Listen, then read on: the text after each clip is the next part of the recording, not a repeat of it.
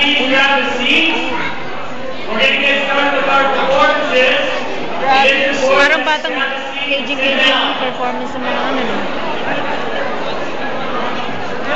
First of all, I would like to introduce you to our team, International Day Global Citizenship.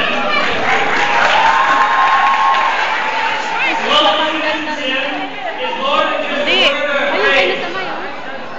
We've come to celebrate global citizenship because we come from so many different backgrounds, so many different cultures, and it's very important that we learn to love, accept, and embrace one another.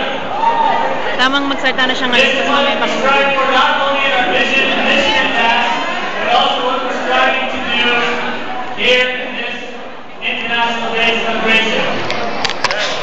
To get us started, we're going to have a dance from grade 10. The UAA is going to kick us off as the host country. So please, everybody grab a seat.